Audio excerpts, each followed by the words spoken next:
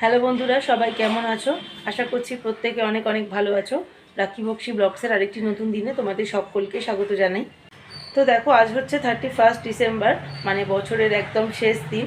তো এখন বাজে তোমার এই 12:30 মতন, মানে বেলা 12:30 বেজে গেছে। তো আজকে 12:30 থেকেই ব্লগটা শুরু করলাম। সকালবেলা উঠেছি তখন 9:30 পৌনে 10টার কাছাকাছি, কারণ গতকাল রাতে একেবারেই ঘুম হয়নি। ছোট ছেলেটার জ্বর এসেছে 30 তারিখ সকাল, মানে গতকাল সকাল থেকে ওর না ভালো মতন জ্বর এসেছে। জানি না, হঠাৎ করে ঠান্ডা লেগে সর্দি কাশি প্রচণ্ড হয়েছে, তার থেকেই জ্বরটা মনে হয় এসেছে। তো ডাক্তারখানাতে যাওয়া হয়েছিল গতকাল। তো উনি অ্যান্টিবায়োটিক দিয়েছেন, আরও বিভিন্ন রকম ওষুধ দিয়েছেন। তো সেইগুলো এখন চলছে। আর কালকে সারা রাত ছেলের জ্বর কিছুতেই নামছিল না। তো ওই জন্য জ্বরের ওষুধ খেয়েও জ্বর নামছিল না। তার জন্য সারা রাত্রি ধরে আমি আর ওর বাবা দুজনেই জেগেছিলাম, আর গা স্পঞ্জ করাতে হয়েছে কালকে। তো কাল প্রায় মোটামুটি সারা রাত্রির জাগা, আজকে সকালে উঠতে অনেকটাই দেরি হয়ে গেছে। অনেকটা বেলা করে আজকে ব্লগটা শুরু করলাম। সঙ্গে থাকো, দেখতে থাকো সারাদিন। আমাদের একটার পর একটা লেগেই আছে, জানো তো। মা তো এই ওটি করে হসপিটাল থেকে কিছুদিন আগেই ছাড়া পেলো।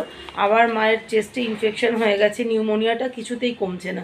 আজকে সকালে ওই জন্য বাবা আর ভাই মিলে মাকে আবার হসপিটালে ভর্তি করতে গেছে।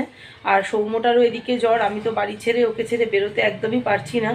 আর চারদিক দিয়ে এমন একটা পাজেল হয়ে আছি না আজকে, মানে এখনকার সময়টা একেবারেই খারাপ যাচ্ছে আমাদের। কিছু করার নেই, রান্না খাওয়া সংসার সবই তো করতে হবে। তো আজকে রান্না করছি তোমার ফ্রায়েড রাইস আর আলুর দম, আর একটু চিলি পনির করার ইচ্ছা আছে। তো দেখি কতদূর কী করতে পারি। অনেকটাই যেহেতু বেলা হয়ে গেছে, সৌম্যর এদিকে স্নান খাওয়া সব কিছুই লেট হয়ে যাবে আজকে। তাও আমার বর এই বেলাটা বাড়িতে থাকবে, বিকেলবেলা হয়তো অফিস আছে। তো চলো, রান্নাগুলো এখন ঝটপট করে করে নিই, আর তোমরা দেখতে থাকো। তো এখানে সিঙ্কে কিছু বাসন জমা ছিল, সেগুলো সব ধুয়ে মেজে রেখে দিয়েছি। আর এখানে প্রেসার কুকারে আলুর দমের জন্য আলু সেদ্ধ করে রেখেছি। চাল সবজি কিছুই আনা ছিল না, তো বরকে বললাম ফ্রায়েড রাইসের চাল আনতে, পনির আনতে। তো ওইগুলো আনতে গেছে, ও আনলে তারপরে বসাবো। আর আজকে জামা কাপড়ও কিছু কাচা হয়নি, ঘুম থেকে উঠতে লেট হয়ে গেলে যা হয় আর কি। তো দেখি আজকে যদি জামা কাপড় কাচতে না পারি তো আগামীকাল কাচবো। পুরী থেকে এসে তো দুখানা সুটকেস নিয়ে গেছিলাম। তো একটা সুটকেস কোনো রকমে ফাঁকা করেছি, আর একটা বড় সুটকেসটা এখনও পড়ে আছে, নোংরা মালপত্র বোঝাই হওয়া। তো কাচতে বেশ অনেকদিনই সময় লাগবে। তো দেখো, এতক্ষণে কিন্তু আমি ফ্রায়েড রাইসের ভাতটা বসিয়ে দিয়েছি, আর এদিকে তেল দিয়ে দিয়েছি। এদিকে আলুর দমটা প্রথমে রান্না করে নেব। আর এ দেখো, ফ্রায়েড রাইসের ভাত অলরেডি ফুটতে শুরু করে দিয়েছে। আর এদিকে প্রথমে আলুর দমটা করে নিচ্ছি, এরপরে চিলি পনিরটা করব। আর ভাতটা ফোটানোর সময় মটরশুঁটিগুলোও দিয়ে দিয়েছি। মটরশুঁটিগুলো তাহলে আর কাঁচা কাঁচা ভাব থাকবে না, বেশ একটা সুন্দর সিদ্ধ টাইপের হয়ে যাবে।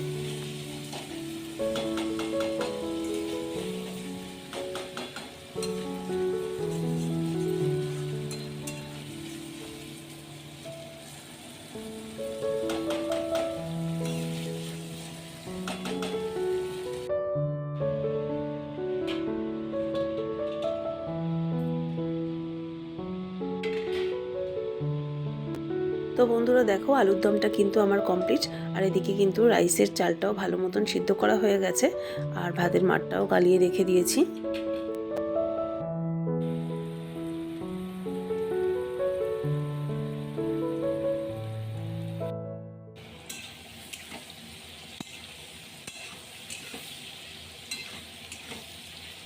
আর এখন গাজর বিনস সমস্ত একসাথে খুব ভালো করে সাদা তেল দিয়ে ভেজে নিচ্ছি।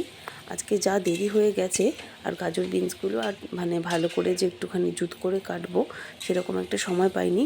ওই বড় বড় মোটা মোটা করে গাজর বিনসগুলো কেটে নিয়েছি, আর একটু বেশি তেল দিয়ে দিয়েছি। এর সাথে বেশ খানিকটা ঘিও অ্যাড করে দিয়েছি। আর ঘি আর তেল দিয়ে এখন খুব ভালো করে ডিপ ফ্রাই করে নেব সব সবজিগুলোকে।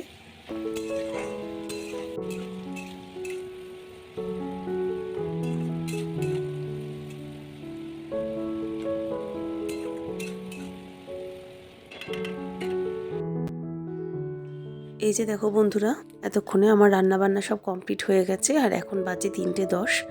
আর সৌম্যকে ওর বাবা স্নান টান করিয়ে দিয়েছে এর মধ্যে। আর এখন সৌম্যকে খেতে দিয়ে দেবো, আর তারপরে আমি স্নান করতে চলে যাব।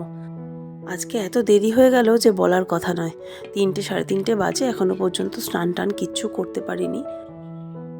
আর এই যে রাইস, আর এটা হচ্ছে চিলি পনির, আর ওদিকে রয়েছে আলুর দম।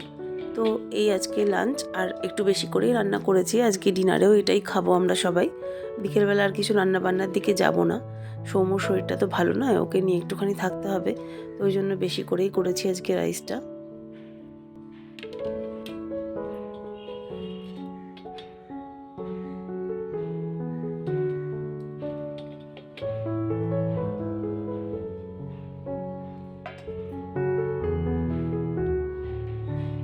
তো বন্ধুরা, এখন আমার রান্নাবান্নাও হয়ে গেছে।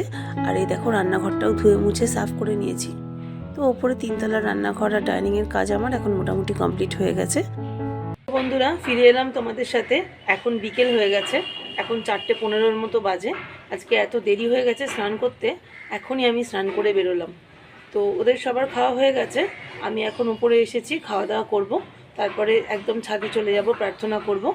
এদিকে মারও এরকম খারাপ অবস্থা, মাকে হসপিটালে অ্যাডমিট করে নিল আজকে। তো কবে ছাড়া পাবে মা জানি না এখনও পর্যন্ত। দিনগুলো এত খারাপ কাটছে, কিছু ভালো লাগছে না। রান্না করতে হয়, করলাম, খেতে হয়, খাবো, কিন্তু মন থেকে না কিছু ভালো লাগছে না। তারপরে সৌম্যটার এতটা জ্বর, শরীর খারাপ, সব মিলিয়ে একদম দিনগুলো খুব খারাপ কাটছে, জানো তো।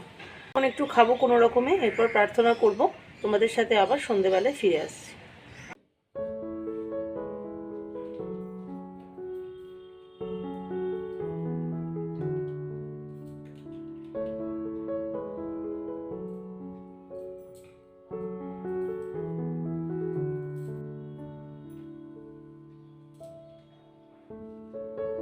তো দেখো বন্ধুরা, এখন প্রায় 4:30 বেজে গেছে, আর এখন অল্প করে একটু খেয়ে নেব।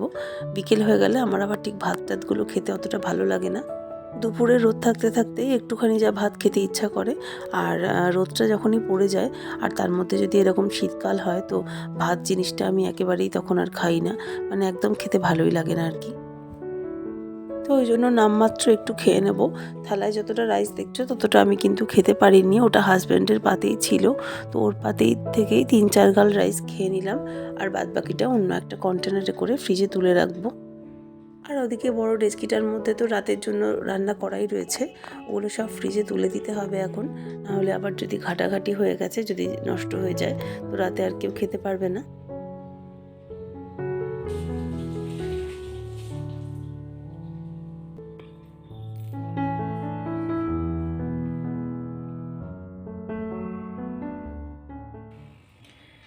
গুড ইভিনিং বন্ধুরা, এখন বাজে সন্ধ্যে 7টা। আর এখন আমি একটু চা করেছি, এই যে একটু চা খেয়ে নেব। আর সৌম্য এখন ওর বাবার সাথে গেল ডাক্তারখানায়। ডাক্তারের কাছে আজকে রিপোর্ট দেখানোর কথা ছিল, তো ওকেও ডাক্তার নিয়ে যেতে বললেন, একটু বুকটা চেক আপ করবেন। আর আমার রান্না রাতে কিছু নেই, রাইস, আলুর দম আর চিলি পনির একবারে দুবেলার মতনই করে নিয়েছি সবার। শুধু সৌম্যর জন্য একটু ডাল আর ভাত বসাবো রাতে।